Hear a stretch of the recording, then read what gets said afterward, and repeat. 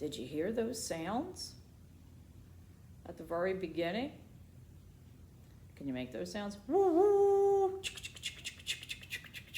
It's fun to make those sounds, isn't it? Well, that's what our story is about today. It's about a train and a boy and some jingle bells and elves. And who do you think might be with them? Santa. Who believes in the magic of Santa? Raise your hand. I do. And I really enjoy this story. It's called The Polar Express. And there's our train. And this story is written and illustrated. That means the pictures are drawn by the same person. And that is Chris Van Allsburg. And I love how he draws. And let's see what happens with our story. There's our little boy. On Christmas Eve, many years ago, I lay quietly in my bed. I did not rustle the sheets. I breathed slowly and silently. I was listening for a sound a friend told me I'd never hear, the ringing bells of Santa's sleigh. There is no Santa, my friend had insisted, but I knew he was wrong. Late that night, I did hear sounds, though not of ringing bells. From outside came the sounds of hissing steam and squeaking metal. I looked through my window and saw a train standing perfectly still in front of my house. Do you have a train that stops in the front of your house?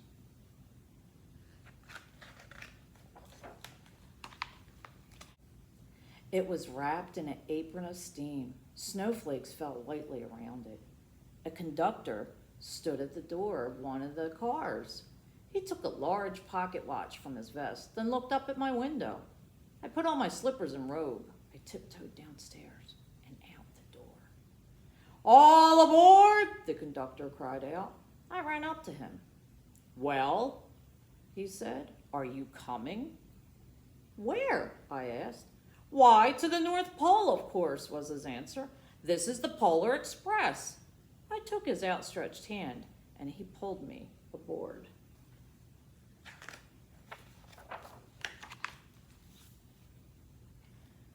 The train was filled with other children, all in their pajamas and nightgowns. We sang Christmas carols and ate candies with nougat centers as white as snow. We drank hot cocoa as thick and rich as melted chocolate bars. Outside, the lights of towns and villages flickered in the distance as the Polar Express raced northward. There are a lot of kids. Soon, there were no more lights to be seen. We traveled through cold, dark forest where lean wolves roamed and white-tailed rabbits hid from our train as it thundered through the quiet wilderness. You see the train going by? We climbed mountains so high it seemed as if we would scrape the moon. But the Polar Express never slowed down. Faster and faster we ran along, rolling over peaks and through valleys like a car on a roller coaster. There's the train.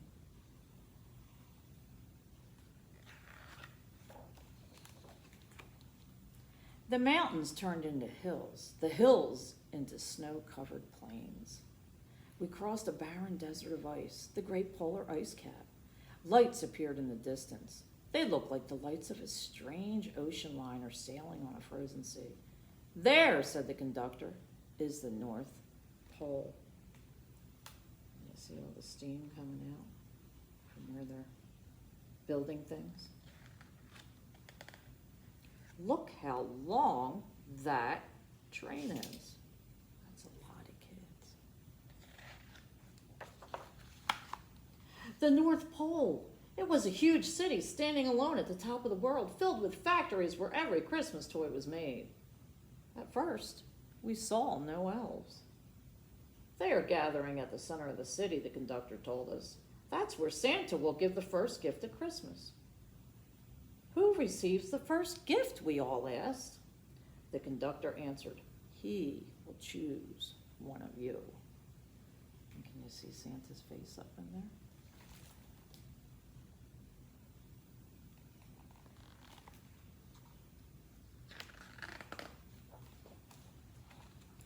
"Look," shouted one of the children, "the elves!"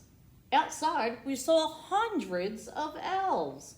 As our train drew closer to the center of the North Pole, we slowed to a crawl. So crowded were the streets with Santa's helpers.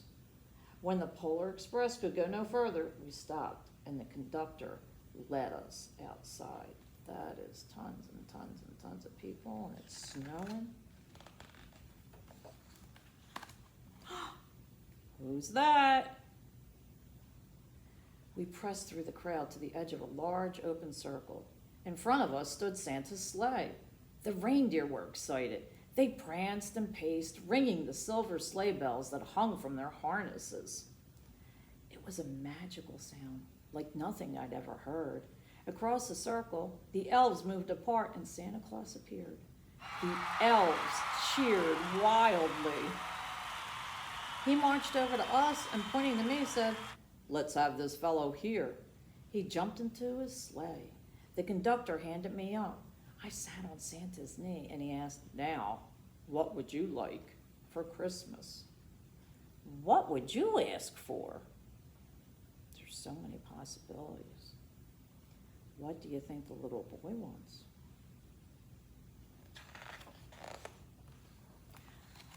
I knew that I could have any gift I could imagine, but the thing I wanted most for Christmas was not inside Santa's giant bag.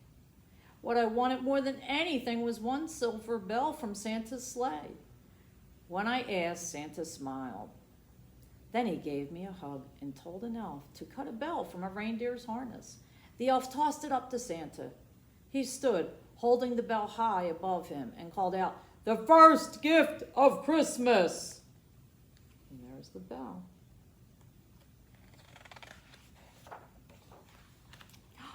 Look, he took off. A clock struck midnight as the elves roared their approval. Santa handed the bell to me, and I put it in my bathrobe pocket. The conductor helped me down from the sleigh. Santa shouted out the reindeers' names and cracked his whip. His team charged forward and climbed into the air. Santa circled once above us, then disappeared into the cold, dark polar sky. As soon as we were back inside the Polar Express, the other children asked to see the bell. I reached into my pocket, but the only thing I felt was a hole. I had lost the silver bell from Santa Claus's sleigh. "Let's hurry outside and look for it," one of the children said. But the train gave a sudden lurch and started moving. We were on our way home. Oh, look how sad he is.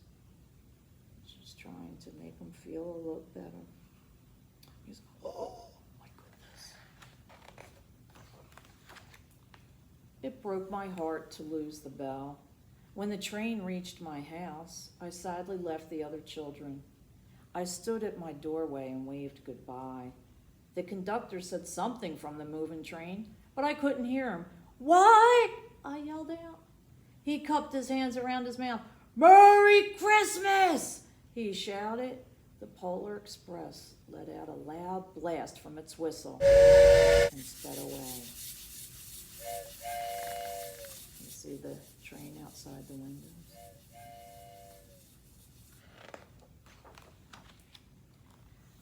On Christmas morning, my little sister Sarah and I opened our presents. When it looked as if everything had been unwrapped, Sarah found one last small box behind the tree. It had my name on it. Inside was the silver bell.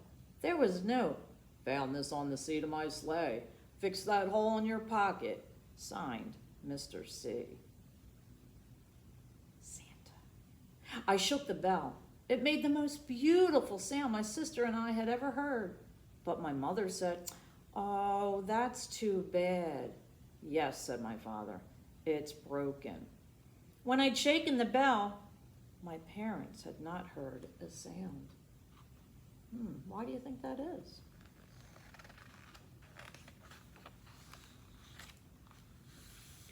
At one time, most of my friends could hear the bell, but as years passed, it fell silent for all of them. Even Sarah found one Christmas that she could no longer hear its sweet sound. Though I've grown old, the bell still rings for me as it does for all who truly believe. I hope you enjoyed the story, and I hope you enjoy the magic of Christmas, and you have a great, great holiday season. Keep reading. Have a good day.